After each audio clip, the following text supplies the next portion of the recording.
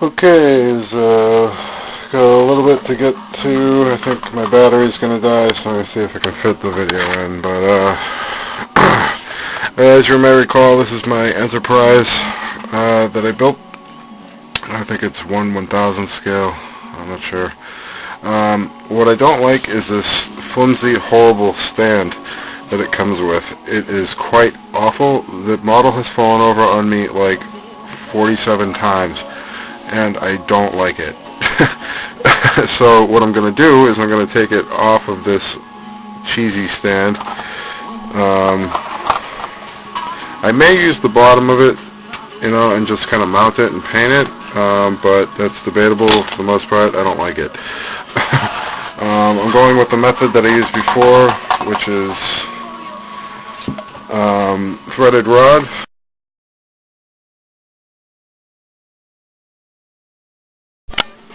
Okay, we're back. My battery died, and I had to go get some batteries. It's a bit of a process, but we got a little bit here to talk about, so let's get into it. Like I was saying, the Enterprise, which looks like it's crashed here on my bench, is basically, I'm going to set it up on threaded rod. I have some aluminum stock tube that I bought from the Hobby Guy. So there's that, and it's I'm going to cut it down so it's on this little pedestal here, like I've done many times before. I like it because it saves me the work. I get these from the craft store, so they're pre-cut. And they're really cheap. So, and they work exceptionally well. They come in different sizes. So, if you're looking for a base and you don't have a router and you want to set something up, maybe that's the way you can go. You can check that out. It's the way I went. And basically what I'm looking for with this is on the other pedestal, it sits at a bit of an angle. The ship kind of sits like this, and when I'm done with it, I want it to sit nice and level like this on the board. So that's what I'm going to be looking to do with that. I am still working on my plane. That hasn't stopped. It's a gift for someone. I really want to finish it. And I did get a little progress done on it since the last video I made. I glued it together. Let's see if I can fit it into the shot here. I glued it together, so now it's one piece. I still got to do a little bit more gluing and a little touch-up work, but I did glue it together. The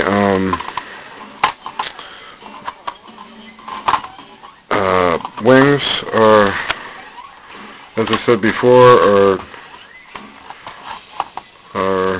glued in place right to the moment. I have to break those free. But as you can see, I put more color down. I started some of the process of getting them weathered up a bit. I don't know how much you can see of that, but started a bit more on that. So moving along on that. There's a little bit more. I don't know if you can see. The camera isn't the greatest. I'm working on that. Well, considering when I just bought batteries, I had to go to the store and they were like $5.79, and the kid wanted to charge me like $8 something, and I don't know what happened. $6 for batteries for my camera, and it's just a bit much. But I had some rechargeable batteries, and I charged them, and they didn't work. I don't know what happened there.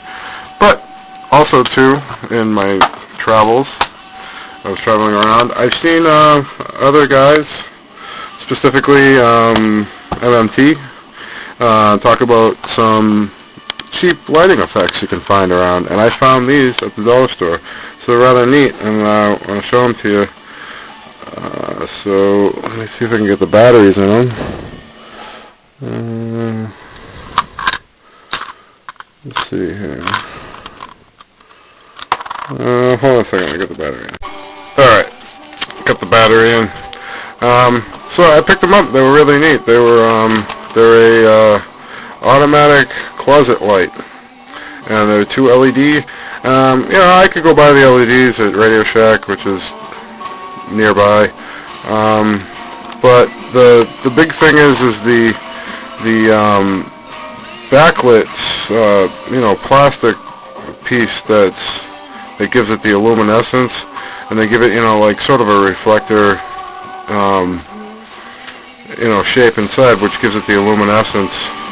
So basically this works off a magnet, so I might take the switch out and use this because it's rather bright and it's rather brilliant. So if I can see it, if I can get it to go on, I thought that was really neat.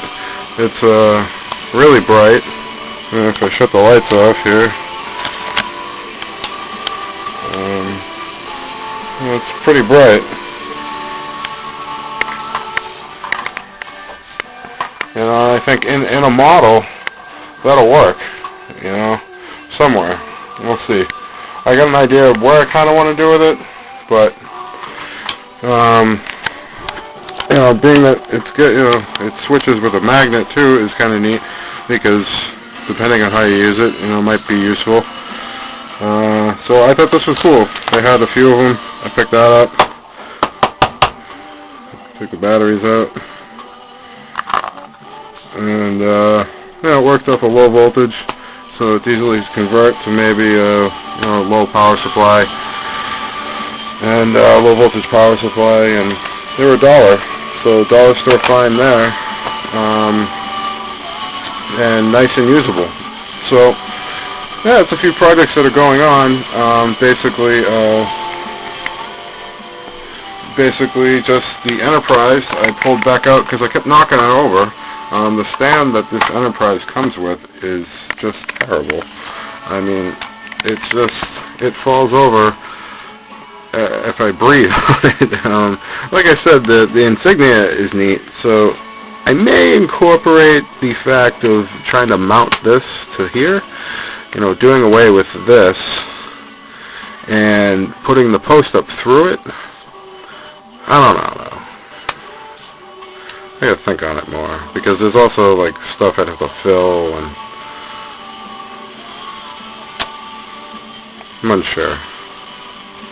So the insignia is kind of neat, and if I painted it with like a gold and then, got this to look good, the stain and the urethane, it might look good. Who knows? But that's a few things I wanted to talk about. Was the Enterprise. I'm gonna be doing that as well. I have another one of these kits, which I don't think I showed. I bought another one. I went to Toys R Us of all places, and the kit was like $7.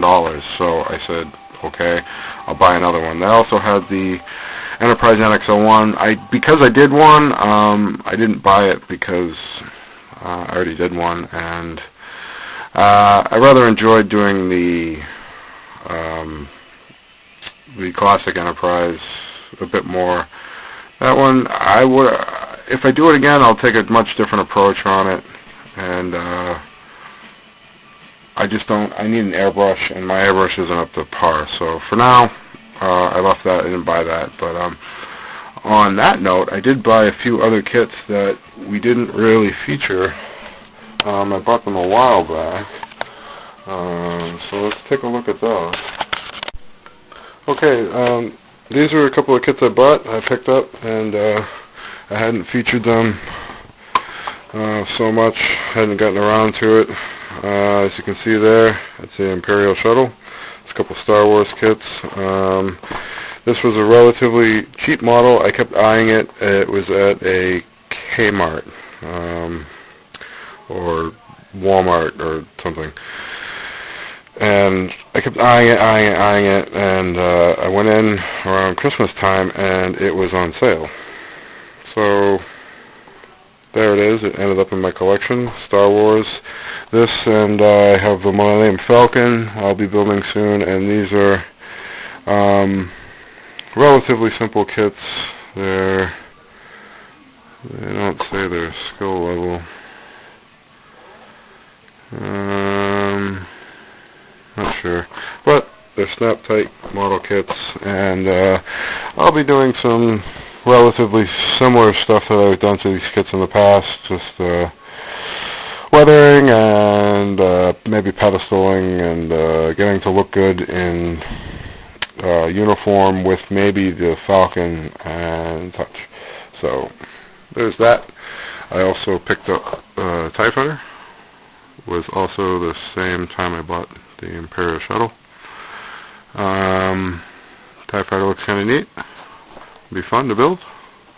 Kind of into that. These are, again, models I didn't really talk about or feature when I bought them, so bringing them up now. Again, you may have saw in the background, I bought the USS Reliant. Now, I've just watched the video and of a review of a different Round 2 model, and I discovered in watching the video that only certain kits of the Reliant came with Aztecing decals. Now this has made me very distraught because I found that my kit does not come with the Aztecing decals, but is still very cool, and I'm going to see if I can acquire them. Another dollar store find, plastic bins. This I'm using for my spare parts. I'm going to throw all kinds of spare parts in there. I'm going to use some spare parts from that kit that I just had on the bench there for the plane, the nose cone of the plane. I'm going to cut these off, stick them in there for some stability for that. And this was at the dollar store. I needed a bin for my parts, and there we have it. Back to the Reliant. I haven't opened it yet. I'm not going to open it until I can see if I can acquire those Aztecing decals right there. I'm assuming they're going to be expensive, and I don't know. But Reliant is my probably favorite ship, and I really want to. I've considered. I'd like to light it. Don't know if I have the skill level for that. I know about lighting, but I haven't attempted it. The kit that I did want to light right now would be the space station, and I was considering lighting that. I was considering lighting this because of its basic nature. As you can see, the lighting is, if you can notice on the box, is kind of specific to just the towers and such, and there's not an extensive amount of it. My problem with lighting kits is that you end up with a lot of kits with a lot of wall warts, transformers and things like this, and to display all these kits that you may have and electronics and plugging them all in, it becomes interesting. So I only want to do a select few of mine because I would rather have a static kit than a mess of wires. There's that. I showed the K7 space station when I bought that. So that's about it. Wanted to touch base on a few of those things.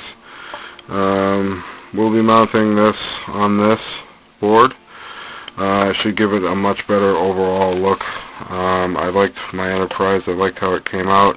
There's a few things I might have changed on it, but maybe when I do the second one, which may also be a gift for someone. This one I'm keeping because it's the first one I made and I like it.